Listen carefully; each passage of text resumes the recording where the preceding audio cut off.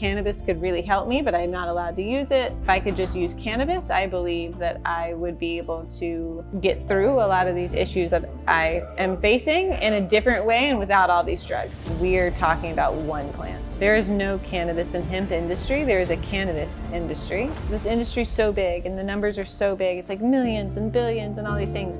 And it still feels kind of word of mouth. And to create $1 billion industry off word of mouth, this works, that makes me very happy.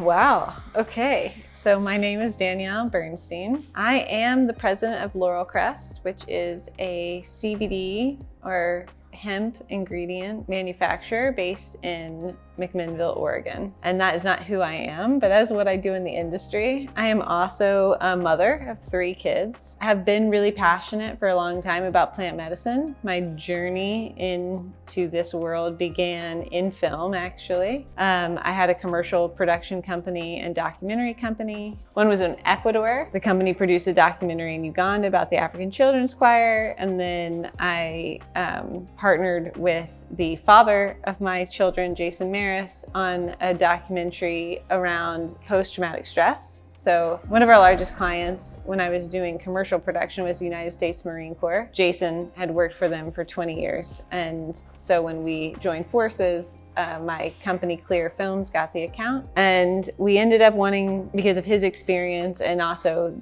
all the people coming back from the wars in the early 2000s, we wanted to document a little bit more around the return to civilian life. The entry point from film to cannabis was really a film that I made called Homemade. And that followed a Force Reconnaissance Marine named Adam Sorensen for 7 years as he came back from combat, transitioned to a civilian student to get his commission for OCS, or Officer Candidacy School, and then ultimately deciding to not pursue that and get out of the Marine Corps. And his journey was like riddled with a lot of pharmaceuticals, both because he was seeking them, but also because the injuries weren't very well understood. And he continued to advocate throughout this time, like, if I could just use cannabis, I believe that I would be able to get through a lot of these issues that I am facing in a different way and without all these drugs. So that was happening.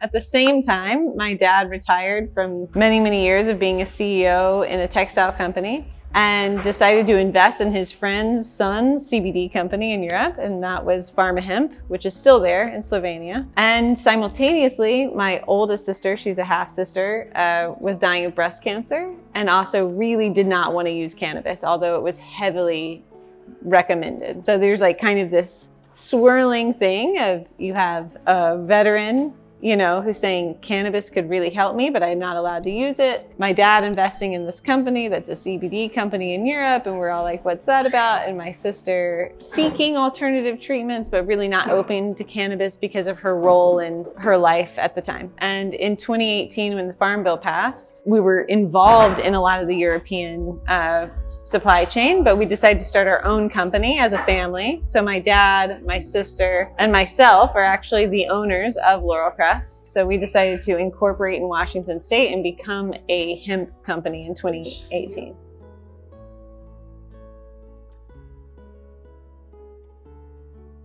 So the journey with Adam was really about tracing. It was really, Adam had an interesting story, and we started following him when he was doing well. So when we started Homemade, which is the documentary's name, we were asking people about their experience at war. And the concept originally was the IED, which was the signature weapon of the wars in Afghanistan and Iraq, goes off twice, once in the field, and the blast radius affects those closest to furthest, and again at home. And the bomb goes off again when the person, the active duty service member, arrives home, and they have their own kind of experience in the living rooms of American families and international families, because wars are happening everywhere. But this This concept of the blast going off twice was really the motivation to talk to as many people who'd been in blast as possible. And Adam was somebody that we met who lived close to us at the time. And he was in a space where he was newly married. He was still training rangers and he wanted to go to officer candidacy school. And he was kind of on this trajectory. And what we discovered in the process of following him was that the Marine Corps was not acknowledging a lot of the injuries that he had sustained. And he was self-medicating and suffering, but he was still in service. And when he transitioned out of that service to go to school, because you have to go to college to become an officer, like the wheels kind of fell off. And that's when he didn't want to get a divorce. He didn't want to be sick, but he also was going to the doctor and they were just giving him pills. And so as you become more addicted to all these pharmaceuticals, you seek them. And it just was this crazy vicious circle that he very, very courageously let us document. Like he opened his whole life, the good, bad, and the ugly, to us. And what Adam said repeatedly along that journey was cannabis would actually help me, and I'm just not allowed to use it. And so when he finally got out of the Marine Corps and was able to use cannabis and microdose psychedelics, he really did. I mean, he regained control of his life. I mean, it was pretty remarkable. Witnessing what he went through was a huge catalyst for me to think, like, how do you fight this? And so I wanted to fight it from the inside out, and then simultaneously seeing there's other things happening, like my dad investing in this company in Europe and starting the company, you know, being like, do we want to start a company in the US in 2018? And it's just like this swirling amount of things and research and, you know, looking into how these products could actually help people. And so we decided to start a hemp company so that these plant medicines are more accessible to more people for more specific disease states. And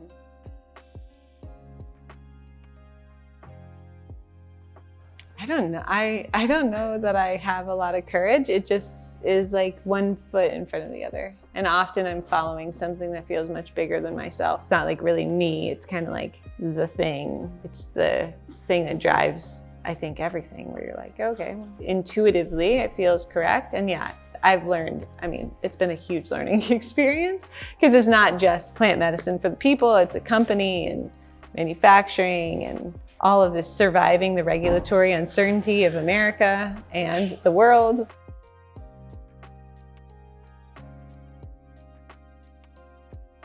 I grew up in Georgia, so I was from Atlanta, Georgia. There's very little exposure to cannabis in Georgia, like maybe a little bit, you know, in high school we would like try to buy weed, you know, I mean, it was just not a large exposure, you know. I mean, I think my parents both smoked a little bit, but I think when I was younger, I thought that was really wrong, you know. And my mom was definitely a hippie and indulged in a little cannabis here and there. And it was stigmatized heavily in the South. It still is stigmatized in the southeastern United States. And so when I moved to the West Coast, I was like, I've traveled a lot in my life. I've lived a lot of places in the world. And I was like, wow, this is way more sophisticated and nuanced, like inspiring in this way with the terpenes and like different levels and heat temperatures and how you interact with how you create your medicine for yourself out of what you start to learn about your own body in relationship to the plant. The West Coast is still like a decade ahead of most places. The education of people growing up around cannabis on the West Coast was shocking. Like, I really was surprised and also really inspired. It's like, oh, well, people are finding their own alchemy towards healing. And that was so cool. I was like, oh, this is magical. And yeah, you're like, oh, this is an entire way of life that just didn't exist in the Southern United States at all.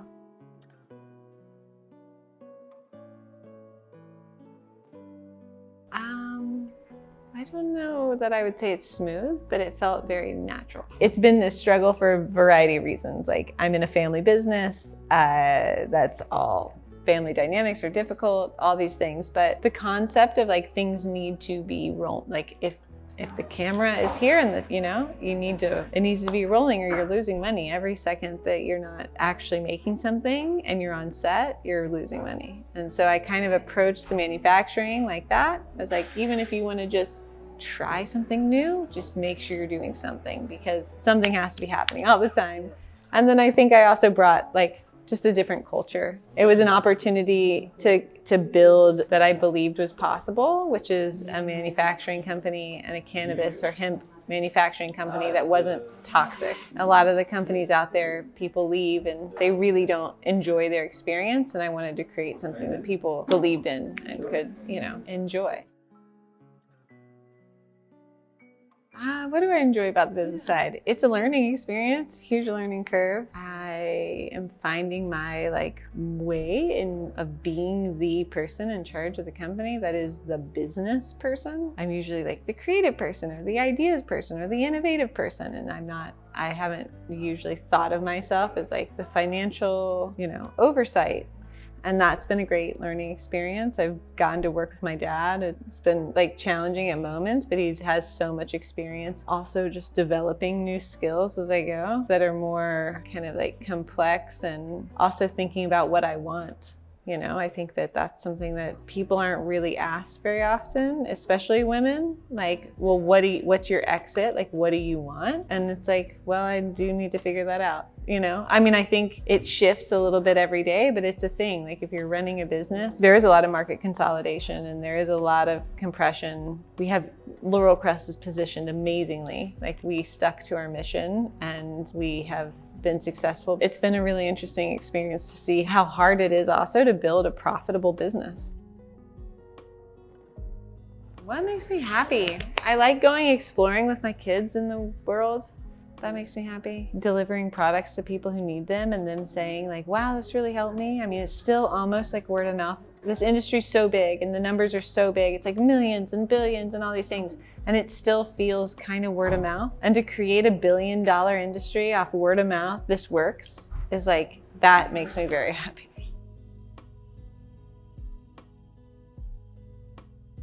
Regulatory uncertainty is certainly the biggest challenge in working in this industry. I've dove into that space and was just put on the board of the Federation of International Hemp Organizations, joining the Hemp Roundtable in America, joining the American Herbal Products Association, and trying to dive into how do we get to a place where we can start to construct a regulatory language or just anything that makes sense. I think it's the biggest barrier for the world and just how people talk about the plant.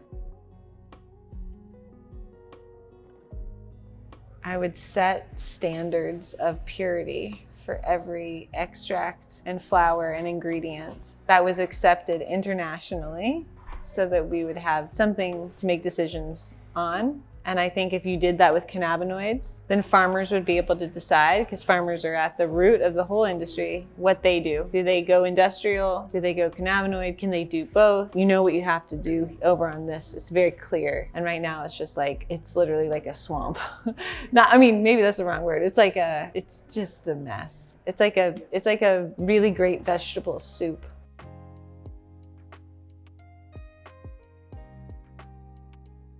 We are talking about one plant. There is no cannabis and hemp industry. There is a cannabis industry. And in the US at least, this is a huge point of division, but we're advocating for one plant to be available for medicine and healing worldwide. So my dad owns part of Pharma Hemp, which is in Slovenia. So I'm still very involved in the European market. We are selling a lot of ingredients into Europe for various things. And then also exactly at Mary Jane, we're co-branding with Vibes Media, a blunt moisturizer with our new terpene line called Loud Exotics. So we're launching our cannabis-derived terpene line called Loud Exotics here at Mary Jane. Wish you good luck. Thank you. That's it. Thank you. Amazing.